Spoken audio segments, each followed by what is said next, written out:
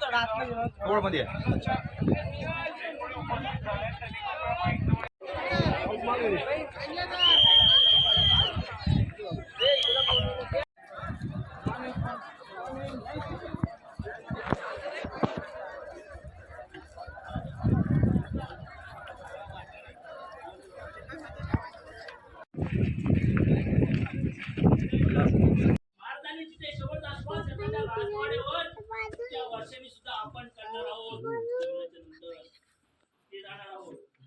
समाधी समोर सगळ्यांनी नतमस्तक जय शंभो.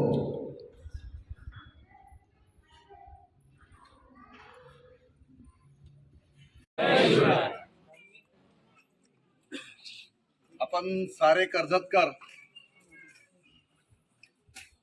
छत्रपती शिवाजी महाराजांच्या पावन भूमीमध्ये आज आपण या ठिकाणी आलेलो आहोत. छत्रपती शिवाजी महाराजांच्या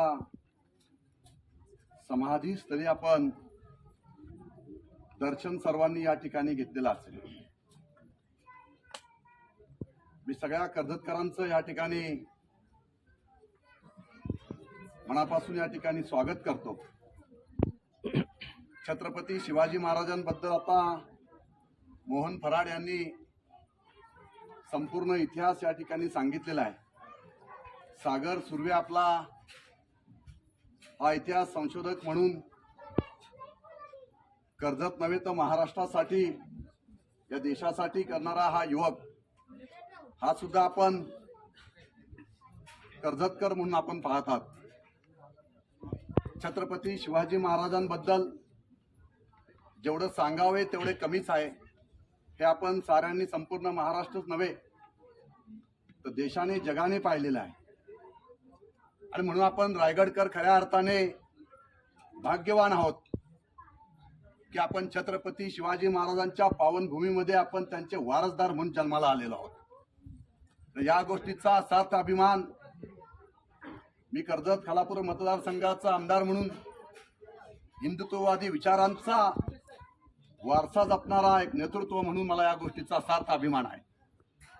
आणि म्हणून माझ्या कर्जतमध्ये मी कालही एका दीपोत्सवाच्या ठिकाणी सांगितलं की कर्जत बदलतंय, पण बदलत्या कर्जतमध्ये आम्ही आतापर्यंत साताऱ्याच्या गादीपासून ते रायगडाच्या किल्ल्यापर्यंत आपण छत्रपती शिवाजी महाराजांचे अनेक इतिहास आपण त्या ठिकाणी वाचलेले आहेत.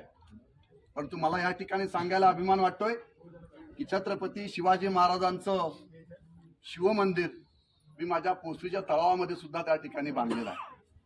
आणि हे शिवमंदिर आपल्या संपूर्ण कर्जतकरांना एक वेगळी दिशा देणारं, एक वेगळी चेतना देणारं आहे. आणि म्हणून छत्रपती शिवाजी महाराजांबद्दल किती सांगावे तेवढे कमीच आहे. शिवरायांचे 8वे रूप, शिवरायांचा 8वा प्रताप, शिवरायांचा 8वा साक्षप या भूमंडली, असं छत्रपती शिवाजी महाराजांबद्दल म्हटलं गेलेलं आहे. आणि छत्रपती शिवाजी महाराजांबद्दल सांगायचं म्हटलं तर छत्रपती शिवाजी महाराजांनी केलेलं कार्य हे 7 समुद्रापलीकडचं आहे. जोपर्यंत आपण रायगडावर येत नाही तोपर्यंत छत्रपती शिवाजी महाराजांचे विचार आपल्याला समजत नाही. आणि म्हणून आपल्या प्रत्येक कुटुंबातील व्यक्ती ही रायगडाच्या या भूमीवर नतमस्तक झालीच पाहिजे. तेव्हा खऱ्या अर्थाने आपण हिंदुत्व विचाराची माणसं आहोत हे त्यावेळेस खऱ्या अर्थाने सिद्ध होईल. छत्रपती शिवाजी महाराजांचं कार्य जर आपण पाहिलं तर संपूर्ण कुटुंब हे स्वराज्यासाठी, या हिंदुत्वाच्या विचारासाठी अक्षरशः डावाला लावलेला आहे. असं नेतृत्व 1806 मध्ये छत्रपती शिवाजींच्या रूपाने या महाराष्ट्राला नव्हे तर या देशाला मिळालेला आहे.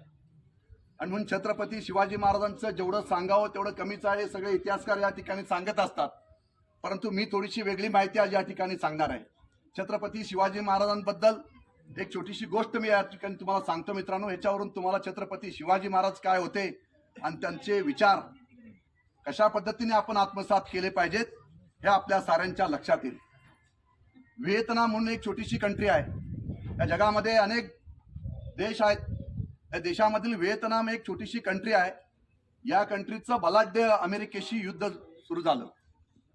पण मित्रांनो, तुम्हाला या ठिकाणी सांगतो, त्यावेळेस अमेरिकेला त्या ठिकाणी असं वाटलं होतं की आम्ही व्हिएतनाम कंट्रीला 24 तासाच्या आतमध्ये उद्ध्वस्त करू शकू, एवढी बलाढ्य असणारं अमेरिका. परंतु या ठिकाणी तुम्हाला सांगतो की व्हिएतनाम कंट्रीच्या राष्ट्राध्यक्षांनी छत्रपती शिवाजी महाराजांचं शिवचरित्र वाचलेलं होतं.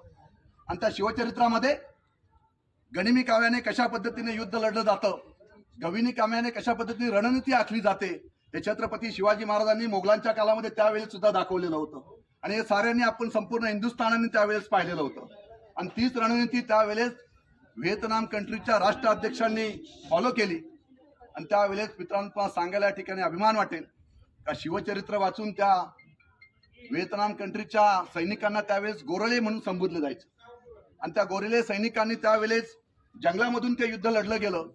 आणि ते युद्ध अनेक वर्ष चाललं, परंतु ते युद्ध व्हिएतनामने जिंकलं गेलं. ते फक्त छत्रपती शिवाजी महाराजांच्या शिवचरित्र वाचलं गेलेलं होतं आणि शिवचरित्र आत्मसात केलेलं होतं म्हणून. आणि म्हणून असे छत्रपती आपल्या सगळ्यांना लाभले, हे आपल्या सगळ्यांचं भाग्य आहे. तुम्हाला अजून एक त्या विषयात सांगतो, ज्या वेळेस ते युद्ध जिंकलं गेलं, त्या राष्ट्राध्यक्षांनी त्यावेळेस त्या राष्ट्रामध्ये छत्रपती शिवाजी महाराजांचं एक स्मारक बनवलं गेलं. आणि त्या राष्ट्राध्यक्षांचं नाव खाली त्या ठिकाणी लिहिलं गेलं. पुढील काळामध्ये त्या राष्ट्राध्यक्षा मृत्यू पावल्या. त्या ठिकाणी दुसऱ्या महिला राष्ट्राध्यक्ष झाल्या आणि त्यांना भारत देशाच्या दौऱ्यावर त्या आलेल्या होत्या. आणि त्या राष्ट्राध्यक्षा ज्यावेळेस भारत देशाच्या दौऱ्यावर आल्या, त्यावेळेस आपल्या राजशिष्टाचाराप्रमाणे त्यांना दिल्लीचा लाल किल्ला असेल, महात्मा गांधींची समाधी असेल, हे दाखवण्यात त्या ठिकाणी आलं. तो प्रोटोकॉल आहे आपला. परंतु त्यावेळेस खऱ्या अर्थाने त्या व्हिएतनाम कंट्रीच्या राष्ट्राध्यक्षांनी आपल्या राष्ट्राध्यक्षांकडे एक मागणी केली की मला रायगडचा किल्ला आणि रायगडची समाधी महाराजांची पाहायची आहे, ती मला आपण दाखवाल का? प्रोटोकॉल प्रमाणे ते दाखवणं भाग्य होतं. आणि त्यावेळेस दिल्लीवरून व्हिएतनाम कंट्रीच्या राष्ट्राध्यक्षांना रायगडावर आणण्यात आलं. मित्रांनो, व्हिएतनाम कंट्रीच्या राष्ट्राध्यक्षा रायगडावर आल्या, छत्रपती शिवाजी महाराजांच्या समाधीस्थळी नतमस्तक झाल्या आणि त्या ठिकाणची असणारी माती आपल्या मुठीमध्ये घेतली आणि ती माती त्यांनी आपल्या पर्समध्ये टाकली. आणि त्या राष्ट्राध्यक्षांच्या हाताला लागलेली माती त्यांनी कपाळावर लावली गेली.